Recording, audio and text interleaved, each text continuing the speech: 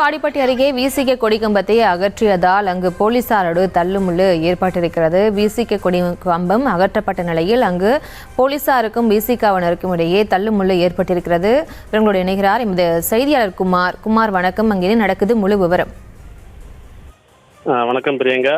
மதுரை வாடிப்பட்டி அருகே விசிகவினர் கொடிக்கம்பம் அகற்ற முயன்ற அதிகாரிகள் போலீசாரனுடைய தள்ளுமுள்ளு ஏற்பட்ட சம்பவம் அப்பகுதியில் பெரும் பரபரப்பை ஏற்படுத்தியுள்ளது. இதில் விசிக தொண்டர் ஒருவரின் சட்டை கிழிந்ததாக கூறப்படுகிறது. இது அந்த பகுதியில் பெரும் பரபரப்பை ஏற்படுத்தி வருகிறது.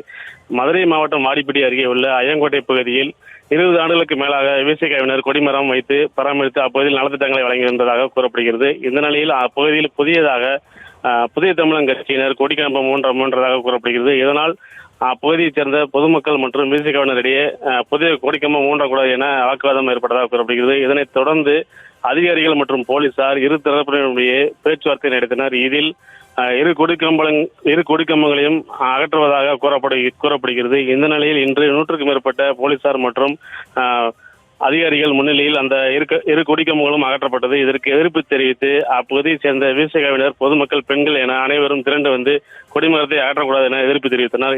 இதனை அடுத்து போலீசார் அங்கிருந்துள்ளதை அப்புறப்படுத்துவதற்காக பேச்சுவார்த்தையில் ஈடுபட்ட போது இருவருக்குள்ளும் தகராறு ஏற்பட்டது. அப்போது வாக்குவாதம் தள்ளுமுள்ளாக மாறியது. இதில் விசிக தொண்டர் ஒருவரின் சட்டை கிழிந்து அவரை தரத்தரமான போலீசார் இழுத்து வேனில் அழைத்து சென்றதாக கூறப்படுகிறது. இந்த சம்பவம் தொடர்பாக விசிகவினர் 94 பேர் கைது செய்யப்பட்டு தற்போது அருகே உள்ள திருமண மண்டபத்தில் தங்க வைக்கப்பட்டுள்ளனர்.